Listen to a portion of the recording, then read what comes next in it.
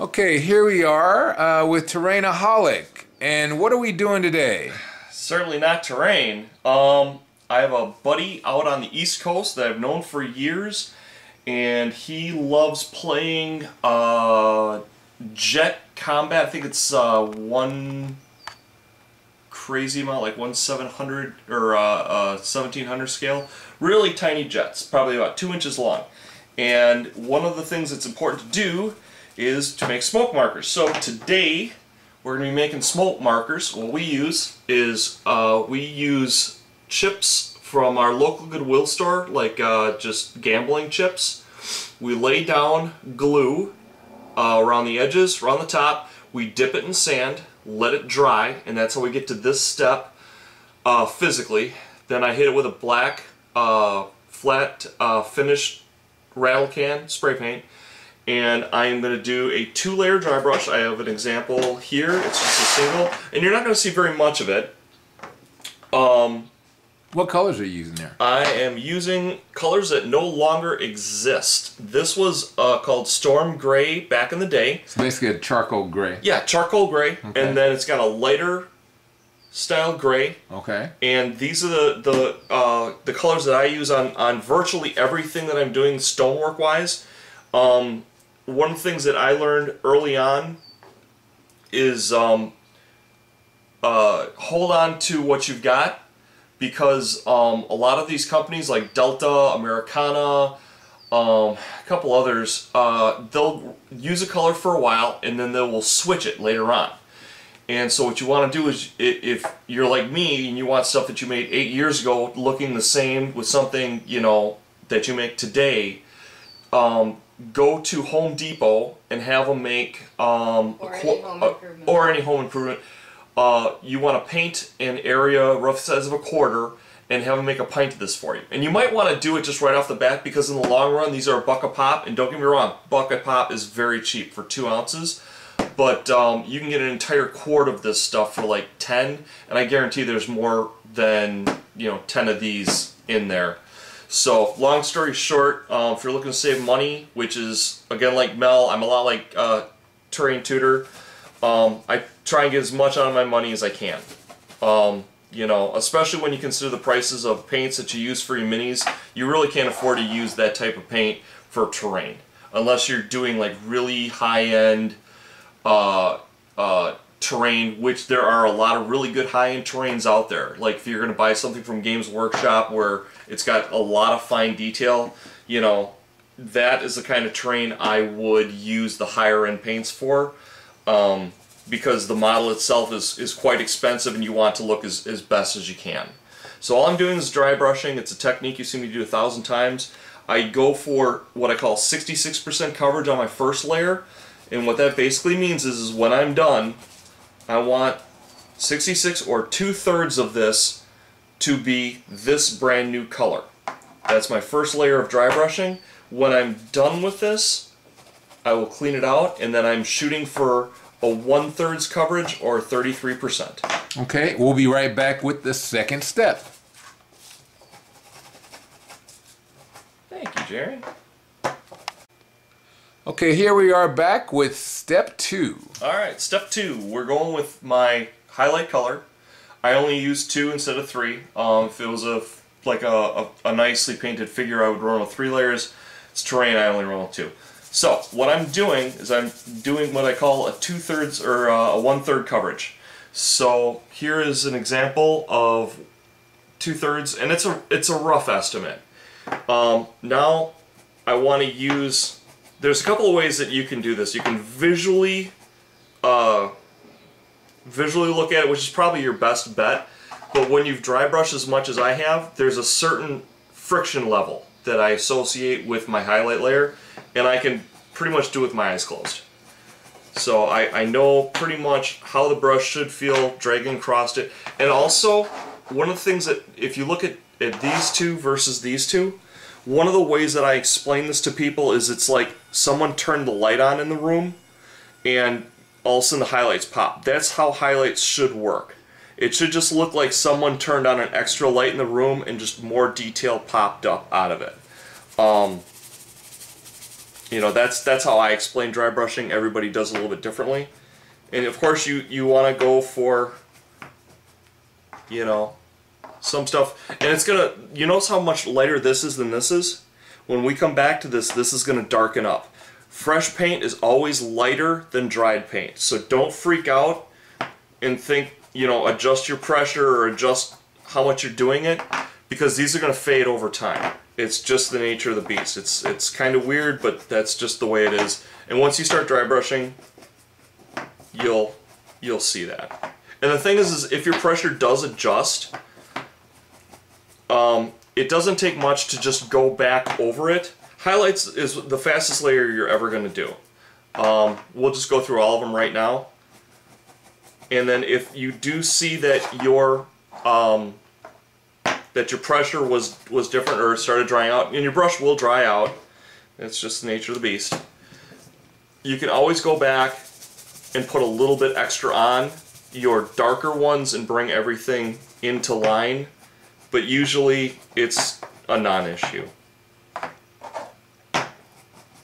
And the thing is this is actually mostly for the edge work, because once I put the smoke on, most of this is going to be covered anyways.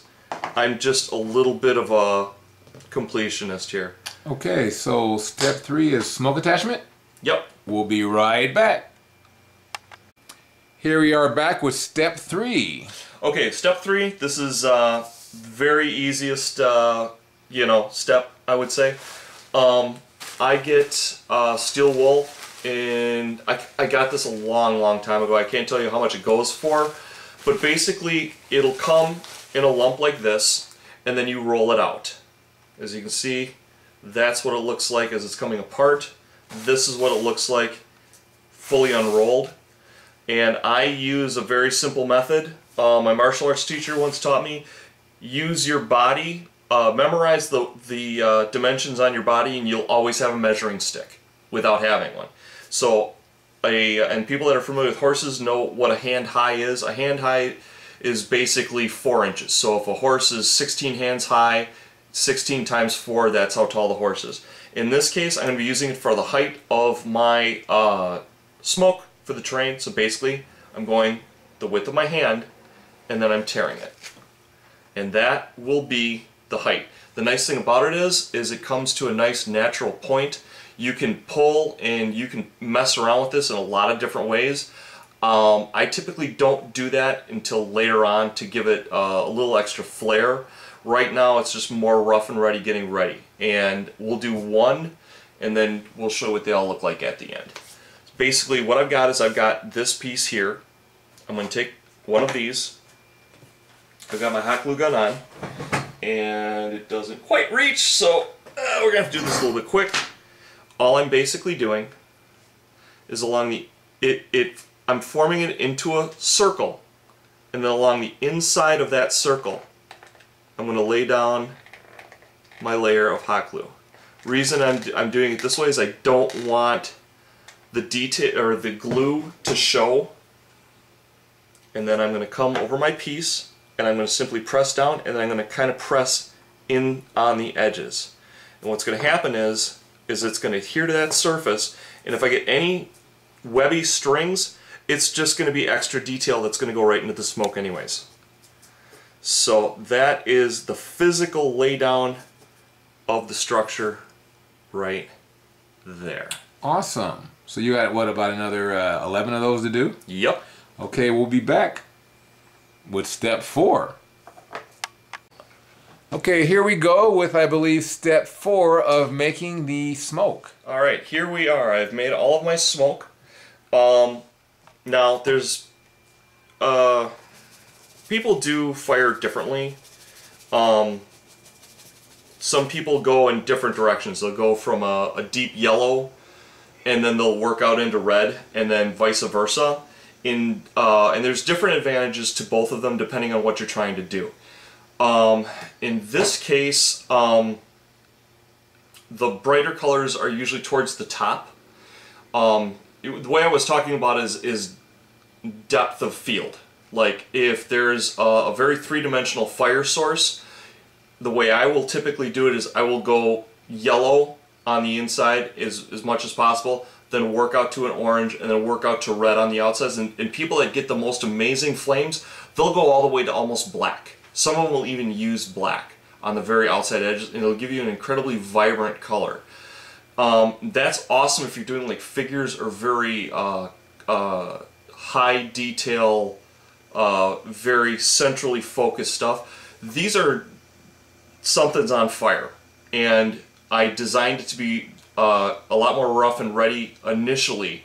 I'm making this for a set that I did literally about 8 years ago, and so the way I did it then would be different than how I do it now, but you always have to remember, you know, who you're working for. And back in those days, I went from red and worked up to yellow, and that's exactly what I'm going to be doing here. Now, one of the problems you're going to have in painting steel wool is the surface structure is almost non-existent. It's like literally painting hairs, because that's exactly what you're doing.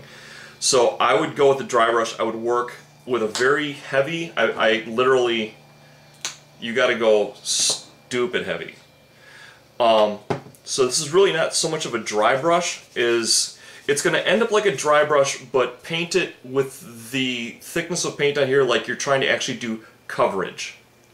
You might even find the need to dab it on, and that's what I'm going to do.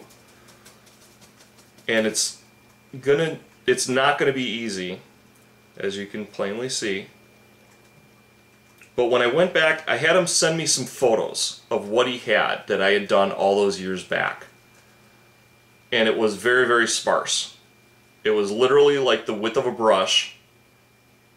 So that is literally the width of a brush. Now if you look at it, it's glopped on there, but you're seeing a lot of vertical lines, and that is strictly due to the hair-like structure of the wool itself, which is fine because flames go up. So that's going to be your first step.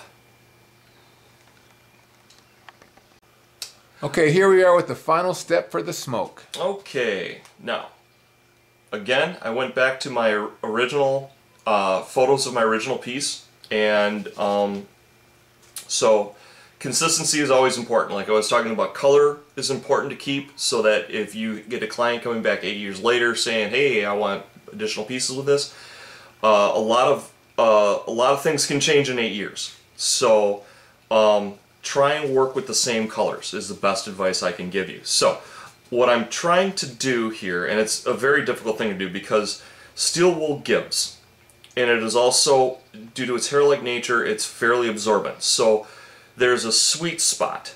You don't want to press in too little because you're going to get hardly any yellow on it at all, and you don't want to press in too much because you don't want it to absorb it like another brush would. So what I'm trying to do is I'm trying to kind of ride that line. And is it going to be perfect? Absolutely not. I'm not going to lie to you, because I don't have control over this medium. Now, if I worked with this medium a lot, like I worked with it over a number of years and I got familiar with it, I would have a better control over it. But it's the nature of the beast, and it's something that you play with. And so it's not going to win any awards. It's not super pretty. It's got 1 or 2 clump marks on it, but you have to remember this is battlefield terrain over the tabletop. Now these jets are roughly about 50 feet long, which is about 2 inches in the game. So it'll be about a 75-foot plume. So that is how you make a smoke marker, guys. Enjoy!